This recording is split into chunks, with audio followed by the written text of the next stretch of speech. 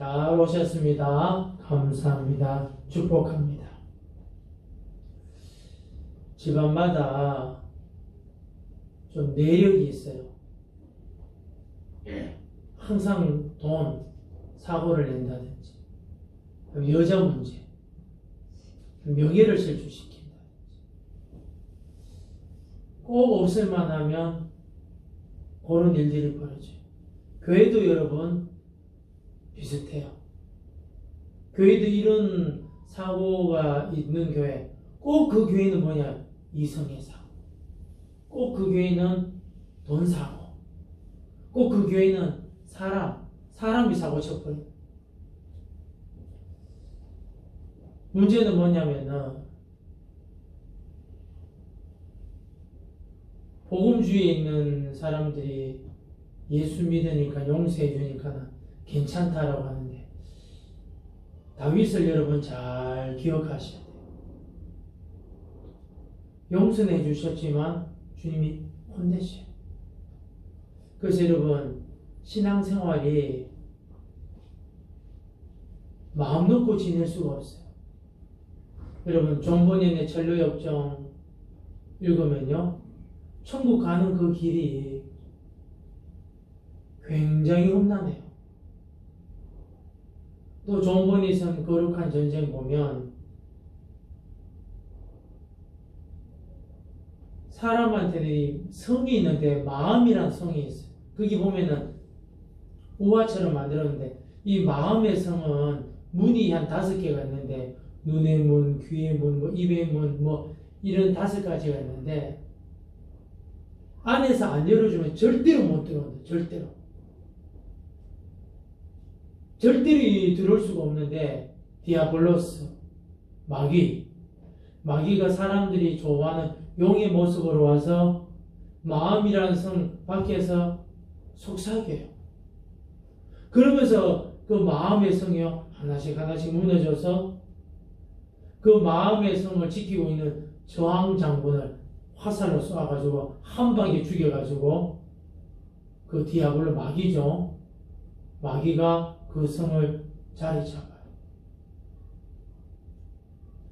무슨 말이냐? 신앙생활은 결코 쉽지 않아요. 예수 믿으면 오토매틱으로 그러면 너무 좋겠는데 그렇지가 않아요. 늘 깨어있지 아니하면 비난에 시험 받거나 내가 비난하거나 내가 시험 들거나 시험 주거나 심판이 있어요. 근데 욥은 그런 거하고 동떨어진 사람이죠. 어떤 권사님 한 분이 자기가 평생에 성경을 많이 읽었는데 욥기는 100번 이상 읽었다. 근데 이분 권사님 아드님이 우리나라 유명한 목사님, 그분이 물었대요. 어머니는 욥기 읽을 때 눈물 흘리면서 읽었다고 하는데 목사님들도 욥기 해석하기가 어려운데 어렵지 않았습니까? 그때 이 어머니 그러대요. 고난이 크면 욥기가 이해가 빨리 돼요. 고난이 별로 적으면 욥기가 이해가 안 되는 거지. 그런데 말이다. 욥기는 고통도 이겨내고 하나님 앞에 설 수 있는 최고의 말씀이야. 나에게는 너무나 고마운 책이지 그랬다 그래. 전도서도 지혜서고 잠언도 지혜서인데 욥기도 지혜서. 어떤 지혜서? 한번 따라해 볼까요? 고난의 지혜서. 고난의 지혜서. 여러분 세상 만사 또 우리 정통 보수에서는 성공의 공식이 있습니다.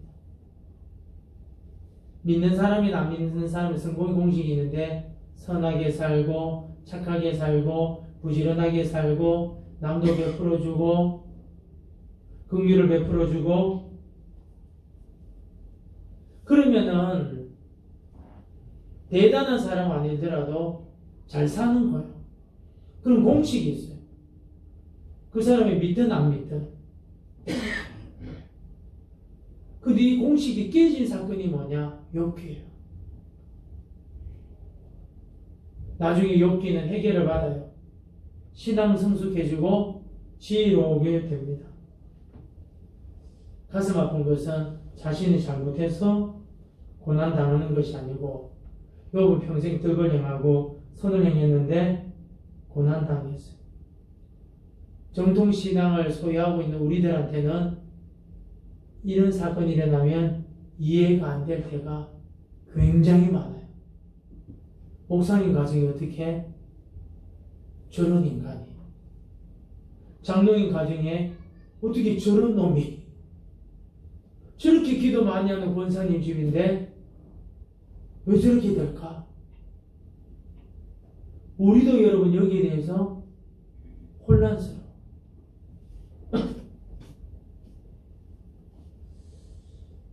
특별히 욥기는 신정론을 대표하는 말씀인데요.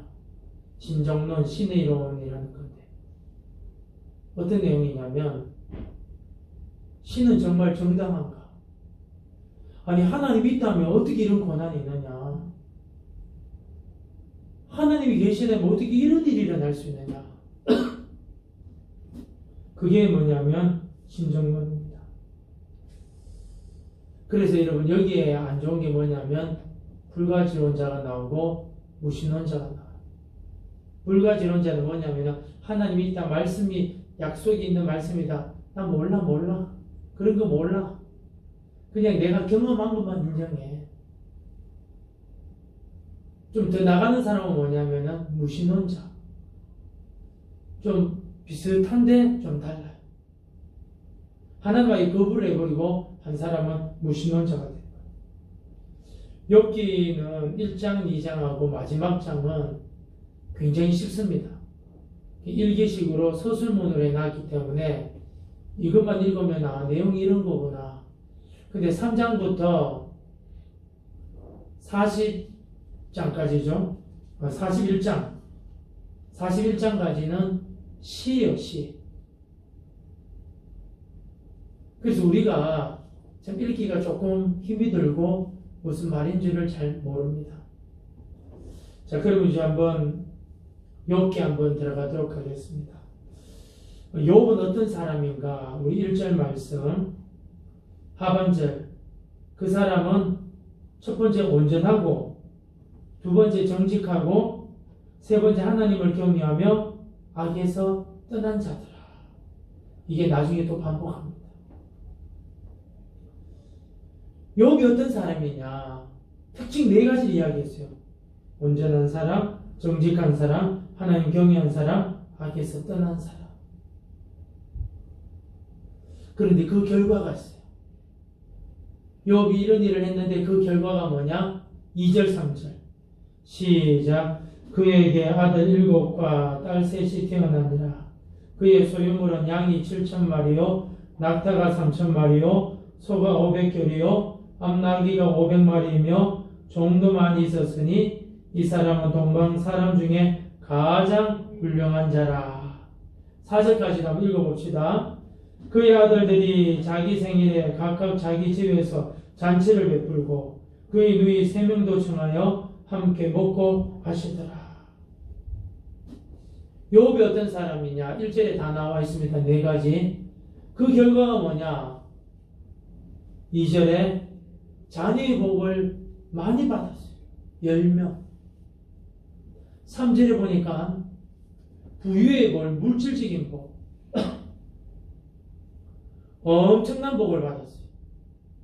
세 번째 복이 뭐냐? 명예의 복. 3절 하반절에 이 사람은 동방 사람 중에 가장 훌륭한 자라. 네 번째 복이 있어요. 그게 4절인데 이렇게 부자고 자녀들도 집 한 채 다 있고 생일날 되면은 형제들이 전부 다 불러요. 여자라고 차별하지도 않고 다 부른다는 거. 어떤 가정이죠? 형제 우애한 가정. 부모님들이 제일 좋아하는 형제 우애.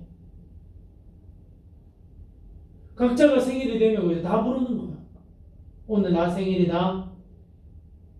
9명 다 와라. 오늘은 내 생일이다. 9명 다 와라.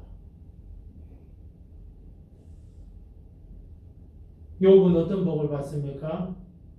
자녀의 복, 부유의 복, 명예의 복, 그리고 자녀들이 형제 우애하는 복. 그런데 이런 엄청난 복 받는 사람인데 욥의 특징이 뭐냐? 마음이 변심하지 않는 거야. 사람은 여러분 대부분 50% 100%입니다. 좀 뭔가 안정이 되고 등 따시고 배부르고 좀 인정받고 자녀들도 잘 나가고 자기 수중에 돈 좀 있고 있으면요 갑자기 사람을 그죠? 함부로 대하고 말도 여러분 교만스럽게 바뀌어요. 사람 다 그래요. 그런데 이 사람 욥은 그런 마음이 변하지 않았어요. 얼마나 대단하냐. 5절 말씀 읽도록 합시다. 시작. 그들이 차례대로 잔치를 끝내면 욥이 그들을 불러다가 성결하게 하되 아침에 일어나서 그들의 명수대로 번제를 드렸으니 이는 욥이 말하기를 혹시 내 아들들이 죄를 범하여 마음으로 하나님을 욕되게 하였을까 하니라. 욥의 행위가 항상 이러하였더라. 아멘. 아니 여러분 자신의 죄만 걱정해도 대단한데 자식들의 죄를 걱정하는 거예요. 그래서 이런 잔치 끝나면 불러가지고 만약 번제 드려. 왜?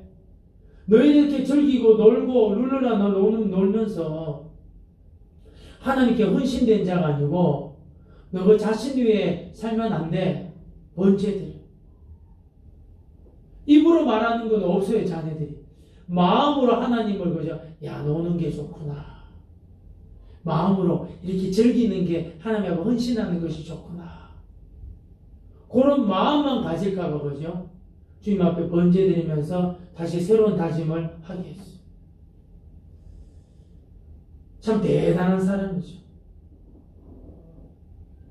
그런데 갑자기 정말 이거는 보통 사람은 이해할 수가 없는데 이 욥기에 우리 구약 성경에는 이런 장면이 몇 군데 있습니다. 그 욥기에 나타나는데 특별한 장면이 나와요. 고난전에. 그게 6절이에요. 한번 읽도록 합시다. 시작. 하루는 하나님의 아들들이 와서 여호와 앞에 섰고 사탄도 그들 가운데 온지라. 욥이 여러분 이렇게 이런 사람이라는 걸 네 가지로 말하고 그 복을 쭉 이야기하고 자녀들이 형제에 의하고 자녀들이 잔치 벌이고 난 다음에도 마음이 또 쉬식을까봐 하나님 앞에 범죄를 드리고 있는데 너무너무 이상적인 가정이죠. 근데 바로 그때 또 다른 세계가 탁 나오는데 그게 뭐냐면 천상의 세계인데 하나님과 천사들 사단이 등장해요.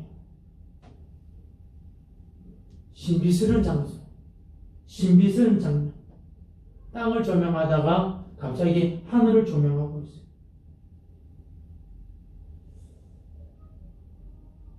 한번 7절도 한번 읽어볼까요? 시작. 여호와께서 사탄에게 이르시되 내가 어디서 왔느냐? 사탄이 여호와께 대답하이르되 땅을 두루 돌아 여기저기 다녀왔나이다. 여기서 우리가 좀 기억해야 될 것이 있는데 그게 뭐냐면 사탄의 위치예요. 여러분 사단은 하나님의 적이 아닙니다. 사단은요 저와 여러분의 적이에요. 사단은 하나님한테 까불면 큰일 나죠. 사단은 우리의 적이에요.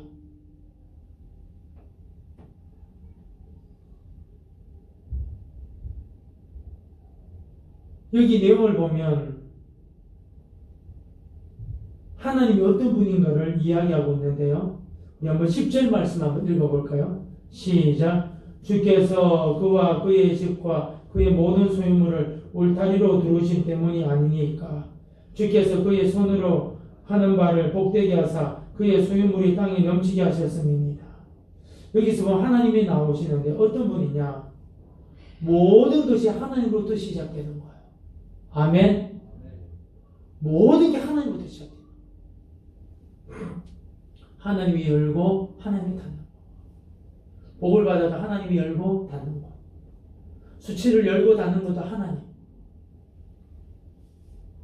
시작은 하나님, 마무리도 하나님. 고난과 형통이 다 누구의 손에 있느냐? 하나님 손에 있음을 믿습니다. 이걸 믿어야 돼. 우선 믿어야 돼. 사단은 뭐냐? 하나님의 도구. 일시적으로 허용한 도구예요. 그런데 8절 말씀. 하나님이 욥을 칭찬하기 시작합니다. 한번 읽도록 합시다. 시작. 여호와께서 사탄에게 이르시되 내가 내 종 욥을 주의하여 보았느냐? 그와 같이 온전하고 정직하여 하나님을 경외하며 악에서 떠난 자는 세상에 없느니라. 1절 말씀을 하나님이 그대로 말씀하고 있어요. 이런 사람은 세상에 없다. 하나님이 욥을 인정한 4가지 덕. 근데 여러분, 이 8절 말씀이 중요한 건 뭐냐면, 하나님은 자기 백성을 주목하고 있다는 거예요. 아멘?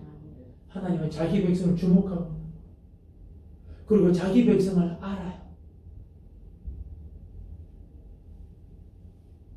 좀 더 나아가서 하나님은 당신의 백성을 자랑하고 싶은 거예요. 하나님은 당신의 백성을 주목하고 그 백성을 알고 그 백성을 자랑하고 싶어요. 근데 여기서 감히 사단이 하나님 앞에서 이간질해요. 야, 엄청나죠? 9절 말씀 시작. 사탄이 여호와께 대답하여 이르되 욥이 어찌 까닭없이 하나님을 경외하리까? 야, 무슨 말이냐? 저를 좀 주목해 주시기 바랍니다. 왜 오후 찬양회까지 있느냐? 개포시 1교회 여기 장로님들 권사님들 있는데 왜 있는? 하나님 저 인간들 다 복 받으려고 있는 거지. 하나님 사랑해서 있는 거 아니에요. 그걸 누구한테 이야기해? 욥한테 딱 이야기한 거예요. 누구한테? 하나님. 하나님이 욥을 칭찬하고 있는데. 욥이 어찌 까닭없이 하나님을 경외하니까. 아이고 하나님, 이유가 있으니까 하나님 경외하죠. 10절에 그죠? 집도 주고 자식들도 주고 명예도 주고 이것도 주고 저것도 주고 울타리를 두르신 때문 아닙니까? 사단이 여러분 헬라어로 디아볼로스라고 하는데요. 뜻이 뭐냐? 틈 사이를 도려놓다, 이간질하다, 이런 뜻을 가지고 있어요. 누구를 이간질하느냐? 하나님과 사람 사이. 이게 마귀의 일이에요. 근데 그 방법이 뭐냐? 고발. 그 방법이 뭐냐? 고발. 사람의 허물을 다 이야기하는. 그래서 어떻게 해요? 저 인간 대단한 인간 아니에요. 무시하세요. 무시하세요. 이게 여러분 하나님과 사람 관계도 인간이지만 사람과 사람 사이에도 그래요. 이 마귀의 일이에요. 마귀. 이간질하는 방법이 고발. 왜 하나님 경외하겠어요? 받는 게 있으니까 하는 거 아니에요. 하나님 복 주셔서 받은 게 많아서 그렇게 하는 거예요. 순수하게 하나님 사랑한다고 안 그래요. 11절 한번 읽어볼까요? 시작. 이제 주의 손을 펴서 그의 모든 소유물을 치소서. 그리하시면 틀림없이 주를 향하여 욕하지 않겠나이까? 물질 다 빼앗아 보십시오. 주신 게 다 가져가 주십시오. 틀림없이 주를 향하여 욕하지 않겠습니까? 사단이 지금도 여러분 이렇게 역사하고 있어요. 근데 사단의 말은요, 실은 틀린 말은 아니에요. 신앙생활 하는데 순수하게 신앙하는 사람이 더 물어요. 뭐뭐 때문에 신앙생활 하는 사람들이 사실은 허다하게 많아요. 근데 사단이 또 모르는 게 있어요. 순수하게 신앙생활 하는 사람이 엄청나게 많다는 거. 어떻게? 많은 고난을 통해서. 야, 나는 기댈 거는 주님밖에 없구나. 아멘. 의지할 건 주님밖에 없구나. 고난을 주님이 주시든 병을 주시든 실패를 주시든 주님밖에 의지할 게 없구나. 그 대표적인 사람이 누구죠? 모세, 사도 바울 같은 사람. 생명책에서 내 이름 지워주십시오. 그런 사람들이 여러분 등장하는 거야. 근데 마귀는 이간질 시키는 거야. 그런 사람들이 여러분 우리는 눈에 안 보이지만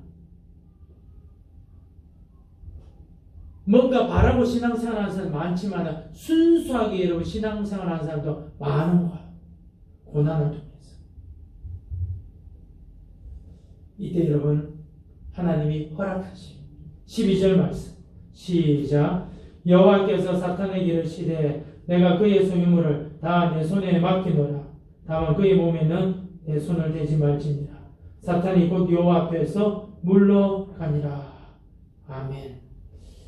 결론을 맺으합니다.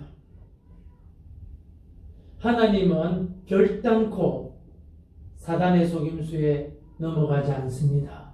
아멘. 잊으면 안 돼요. 하나님은 결단코 사단의 속임수에 넘어가지 않아요.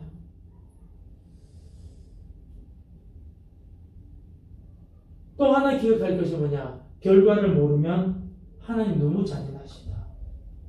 하나님 너무 무지하다고 착각할 수가 있어요. 여러분 하나님이 주권자라는 것을 늘 상기하기를 축복합니다. 주님이 다 다스리고 있는 거예요. 마지막 부분에 들어가면은 하나님은 뭘 드러내느냐? 욥의 참신앙을 드러내요.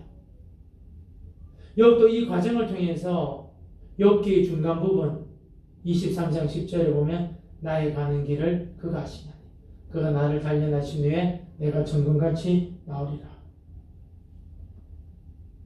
하나님은 욥을 참신앙을 드러내면서 명예를 허락하시는 거예요. 그리고 전에보다도 훨씬 더 많은 걸 주시고. 근데 주님이 욥기를 통해서 우리에게 주시는 교훈이 있어요. 그게 뭐냐면 믿음의 본질이 무엇인가 그걸 교육하고 있어요. 그래서 여러분 저와 여러분이 욥기를 통해서 꼭 알아야 될 것이 두 가지가 있는데 첫 번째 뭐냐? 내 신앙이 언제 증거되느냐? 여러분 저와 여러분의 신앙이 언제 증거될까요? 따라합시다. 고난 중에 있을 때 저와 여러분의 신앙이 드러나. 그래서 저하고 여러분 뭐냐? 신앙의 경주자예요. 목회자도 아무리 신령한 목회자도 다 때려치워버리고 싶고 믿음 있는 성도들도 주님 섬기는 거 다 때려치우고 싶고 그럴 때가 꼭 있다는 거죠. 그래서 우리는 신앙의 경주자예요. 성도는. 두 번째로 알아야 될 것은 뭐냐면 이건 한번 따라해 볼까요? 이 고난마저도 하나님 손에 달려있다. 아멘. 이 고난마저도 하나님 손에 있는 거예요. 그걸 여러분 우리가 믿어야 돼요. 그래서 우리에게 필요한 것은 뭐냐? 이 고난마저도 하나님 손에 있다. 그러므로 인내하자. 그러므로 인내하자. 반드시 승리하는 것. 이런 은혜를 발견하는 것이 뭐냐? 욥기예요. 여러분 이 욥기 강의를 통해서 이 두 가지 내 신앙을 증거하는 고난 중에 그리고 나는 신앙의 경주자다. 그리고 이 고난이 아무리 커도 하나님 손에 달려있다. 그러므로 인내하자. 승리한다. 여러분, 이 두 가지 사실, 이 두 가지 은혜를 발견하는 우리 욥기 강의가 되기를 진심으로 축복합니다. 기도하겠습니다. 하나님